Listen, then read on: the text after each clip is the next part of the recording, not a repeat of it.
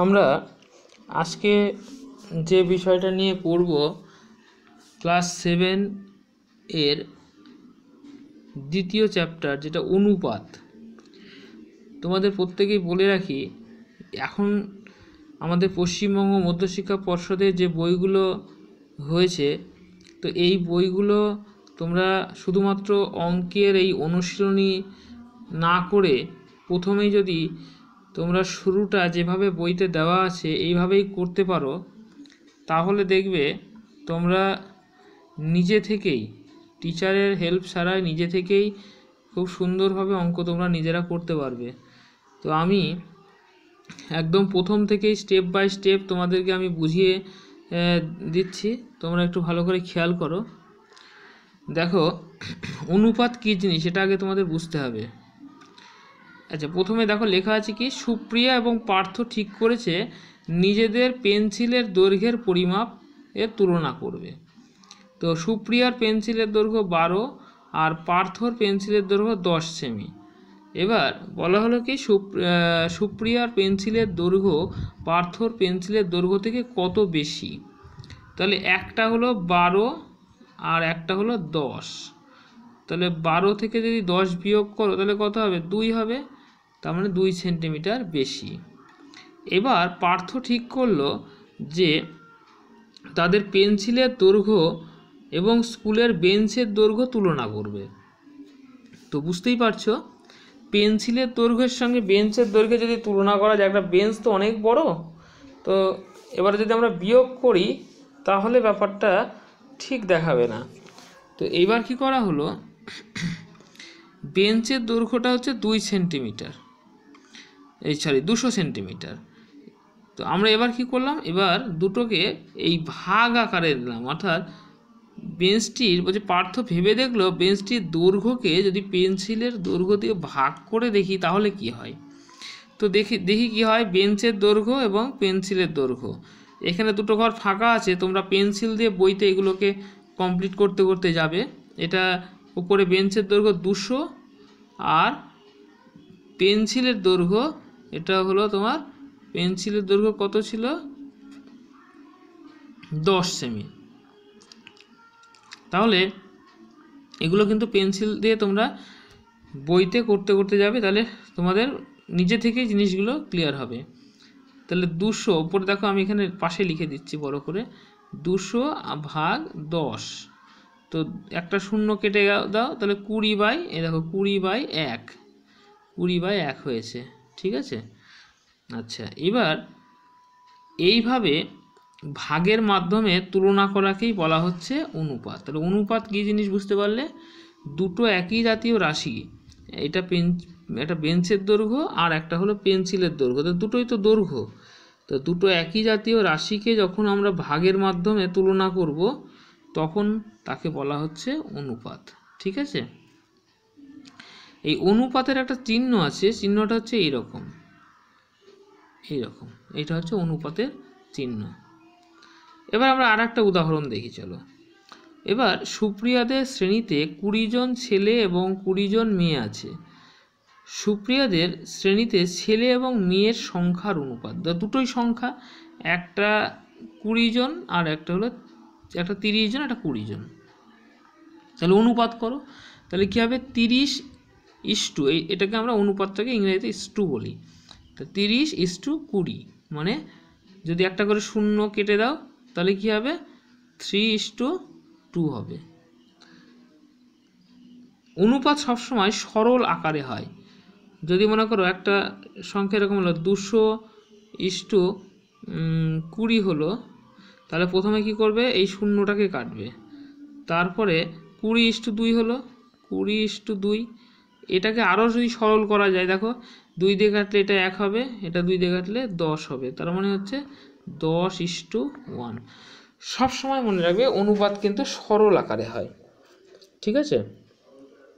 তো এবারে চলো পরের একটা উদাহরণ দেখি। বলছি একটি টিকটিকির দৈর্ঘ্য 25 সেন্টিমিটার এবং একটা কুমিরের দৈর্ঘ্য 4 মিটার। তাহলে এদের অনুপাত, এটা নিজে করি, তোমাদের নিজে করতে বলেছে। তো এটা তোমরা দেখো, একটা হলো 25 সেন্টিমিটার আর একটা হলো 4 মিটার। স্বাভাবিকভাবেই তোমরা কি করবে, এই 25 সেন্টিমিটার টিকটিকির দৈর্ঘ্য, উপরে লিখবে টিকটিকির দৈর্ঘ্য ইস্টু বাই কুমিরের দৈর্ঘ্য 25/4, এরকম লিখবে তো? না, এরকম তোমরা লিখবে না। কেন বলো তো? কারণ এইটা হচ্ছে সেন্টিমিটারে আছে আর এটা আছে মিটারে। তা তোমাকে দুটো, কিন্তু আমি প্রথমেই বলেছি অনুপাত কিন্তু দুটো একই জাতীয় রাশির অনুপাত, তাহলে একটা সেন্টিমিটার একটা মিটার হলে হবে না। তোমাকে কি করতে হবে, এই 4 মিটারটাকে তোমাকে সেন্টিমিটার করতে হবে। তো 4 মিটারটাকে তুমি সেন্টিমিটার যদি করো তাহলে কি হবে দেখো, দেখে নাও। তাহলে টিকটিকি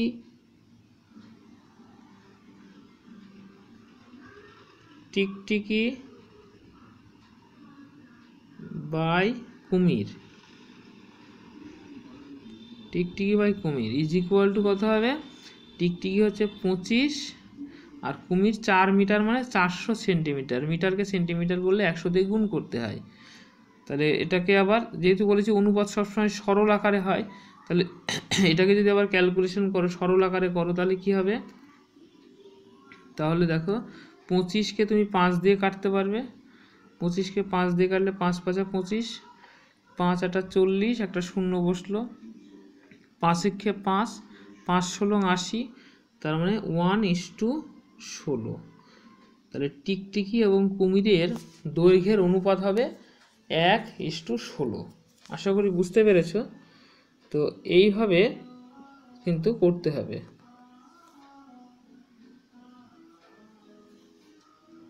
আচ্ছা, এবারে আমরা পরের উদাহরণটা একটু দেখি কি আছে। তোমরা এইভাবে সাথে থাকো, আমি পরের উদাহরণটাতে যাচ্ছি।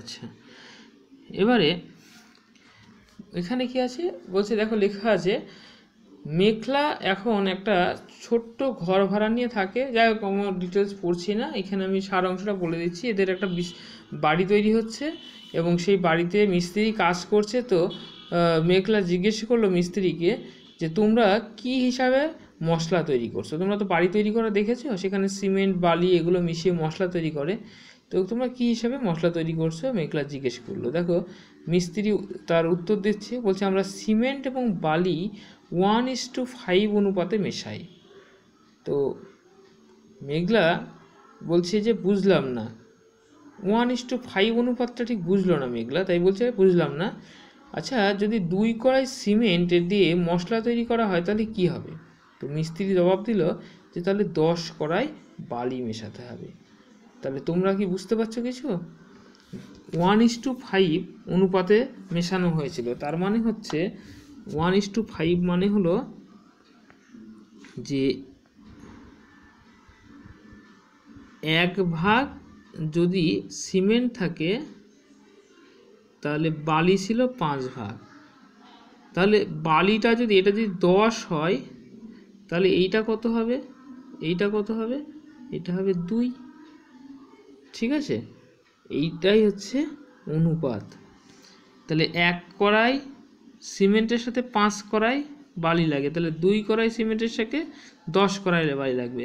3 কড়াই হলে কত হবে? 3 × 5 করো, 15 কড়াই বালি মেশাতে হবে। তাহলে সিমেন্ট এবং বালির যে পরিমাণের অনুপাত সবসময় কি নির্দিষ্ট, সিমেন্ট এবং বালির সেই পরিমাণের অনুপাতটা হচ্ছে নির্দিষ্ট, এটা হচ্ছে 1:5। আচ্ছা, এবারে আমরা আর একটা অনুপাত দেখব। এবার এটা বাড়ি তৈরি করছিল, এবার এটা পাঁচিলের মশলা। তো পাঁচিল দিতে যে মশলাটা লাগে সেখানে অনুপাতটা একটু অন্যরকম হয়েছে। দেখো তোমরা যদি দেখো, এই একটা সিমেন্ট আর 1 2 3 4 5 6 7, 7 কড়াই বালি লেগেছে। তাহলে 1 কড়াই সিমেন্টের সাথে 7 কড়াই বালি। আচ্ছা, এখানে তাহলে অনুপাত কী হবে বলো তো? এখানে অনুপাত হবে 1:7। এখানে সিমেন্ট এবং বালির অনুপাত হবে 1:7। 7।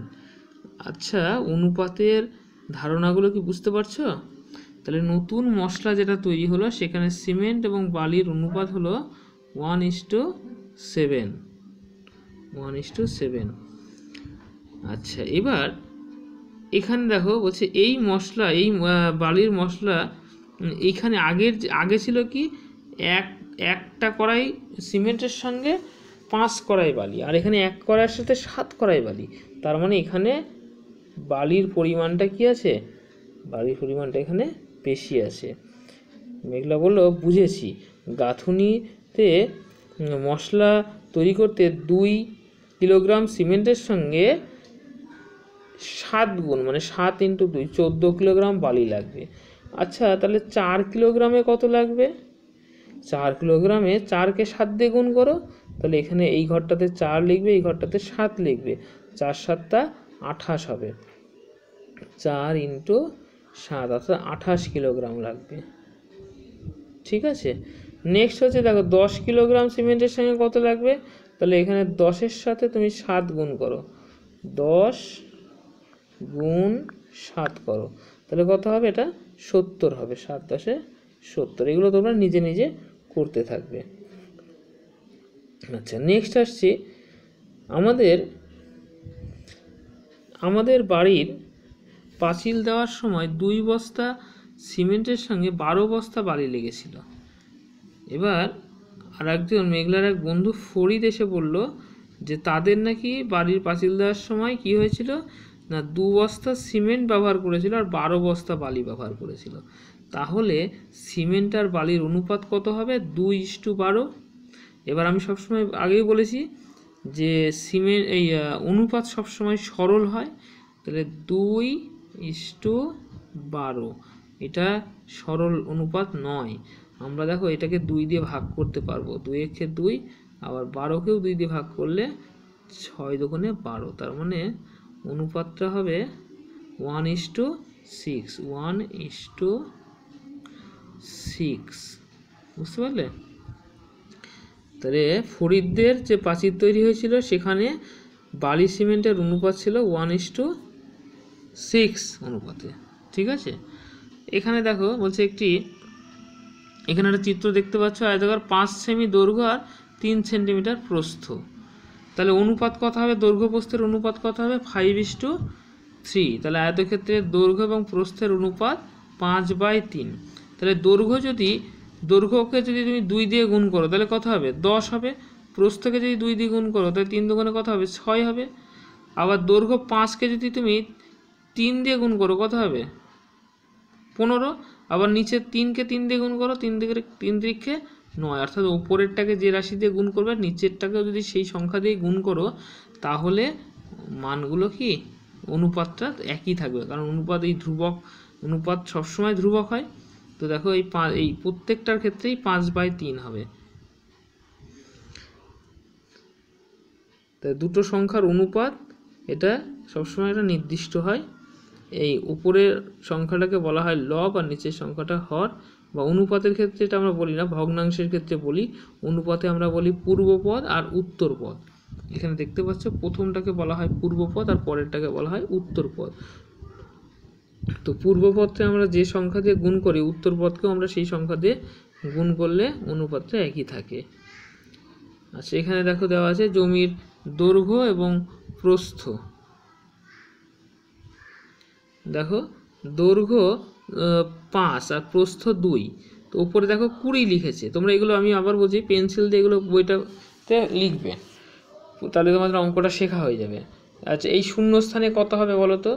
দেখো উপরে আছে 5/2 আর এখানে 20 কিছু নেই, তাহলে 5কে এমন একটা সংখ্যাতে গুণ করে 20 হয়েছে, তাহলে সেই সংখ্যা দিয়ে নিচেরটাকে গুণ করতে হবে। তাহলে 5কে কত দিয়ে গুণ করলে 20 হয়?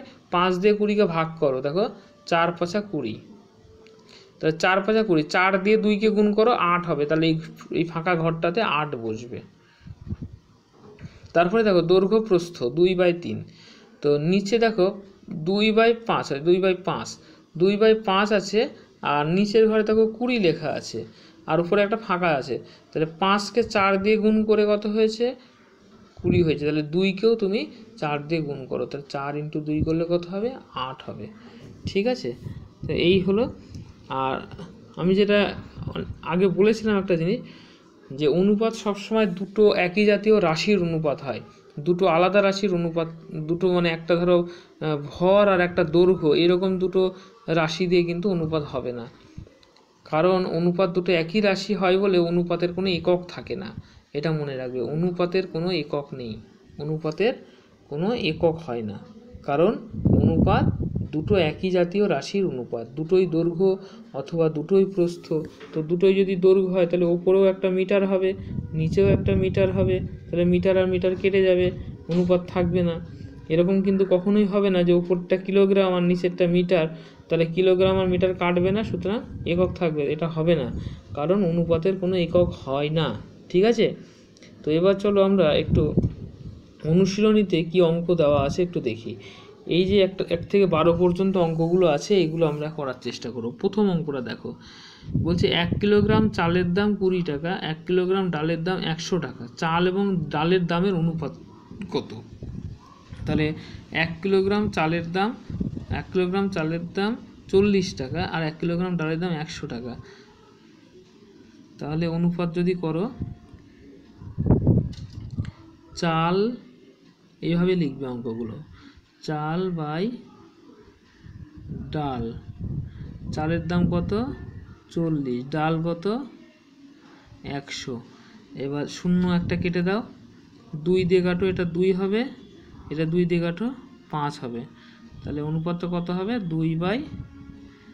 তাহলে চাল এবং ডালের অনুপাত, দামের অনুপাতটা কত হলো?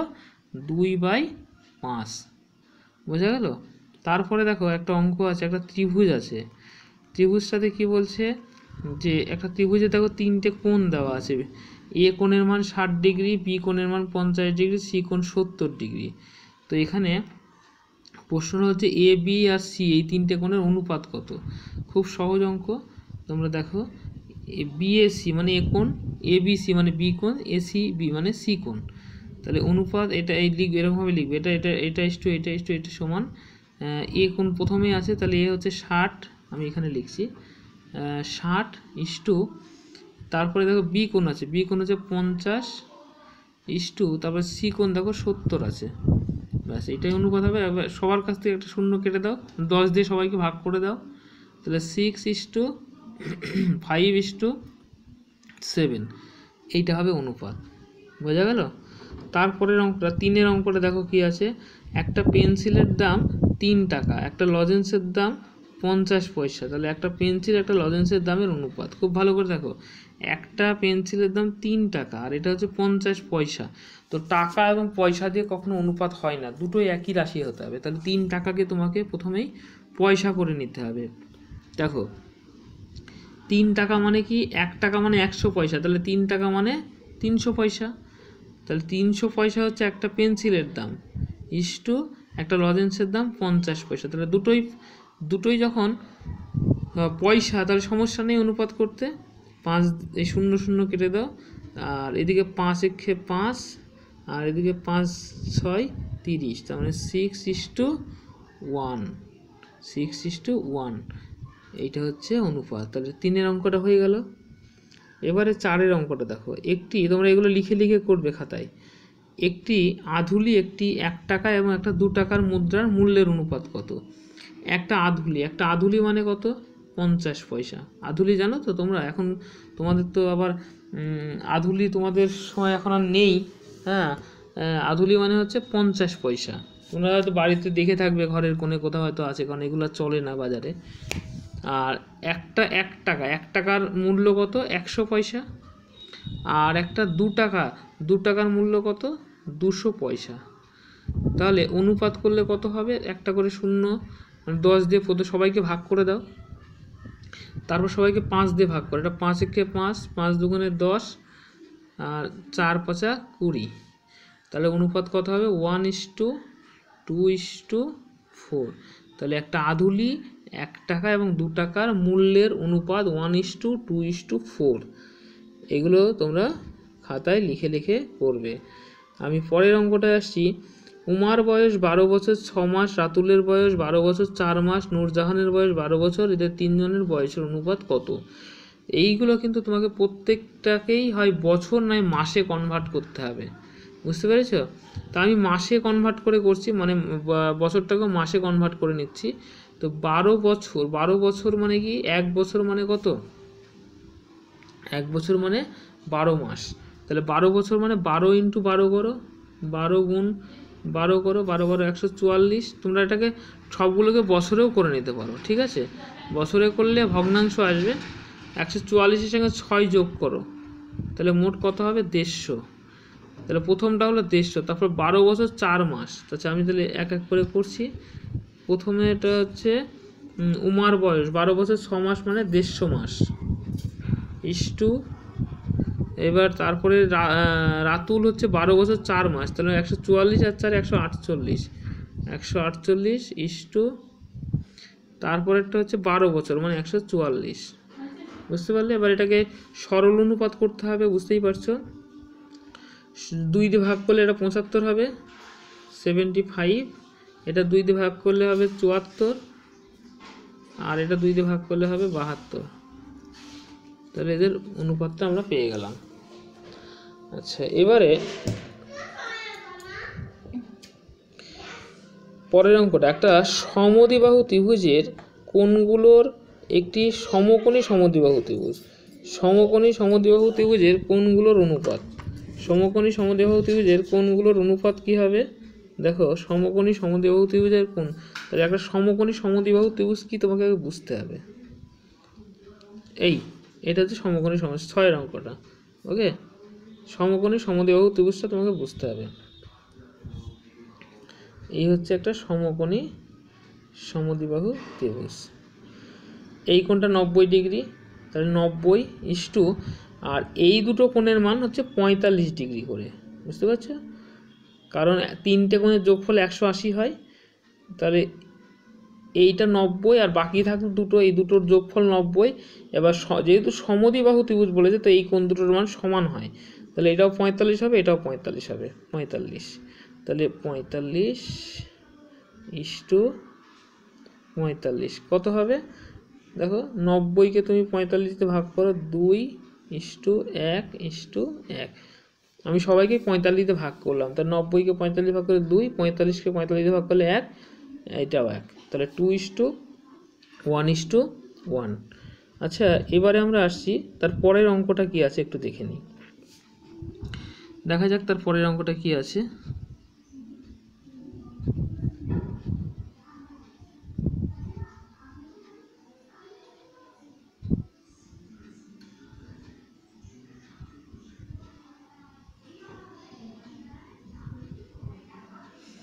আচ্ছা তারপরের অঙ্কটা আমরা দেখে নিই একটু কি আছে।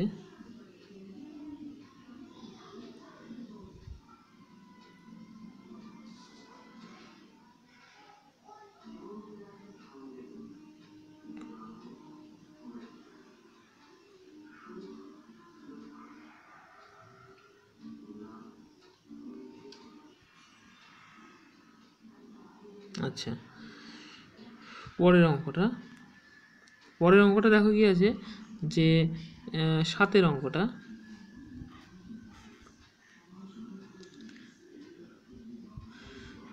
সাতের অঙ্কটা দেখো,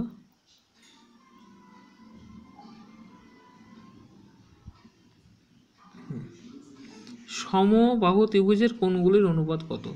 সমবাহু ত্রিভুজ মানে কি, তিনটে বাহু সমান। যে ত্রিভুজের 3টে বাহু সমান তাকে সমবাহু ত্রিভুজ বলে। আর এটা মনে রাখবে, 3টে বাহু সমান মানে এই কোণ 3টেও সমান। তো একটা ত্রিভুজের 3টে কোণের যোগফল 180 যদি হয়, তাহলে 180-কে তুমি 3 দিয়ে ভাগ করো, তাহলে এক একটা কোণের মান হবে 60 ডিগ্রি। তাহলে প্রত্যেকটাই যদি 60 ডিগ্রি করে হয়, 60:60:60 অনুপাত হবে 1:1:1। তাহলে সমবাহু ত্রিভুজের 3টে কোণের অনুপাত 1:1:1। এটা হলো 7-এর অঙ্কটা। এইভাবে তোমরা এক এক করে বাকি অঙ্কগুলো করতে থাকো। কোনো অসুবিধা হলে আমি পরে আবার করে দেবো, ওকে?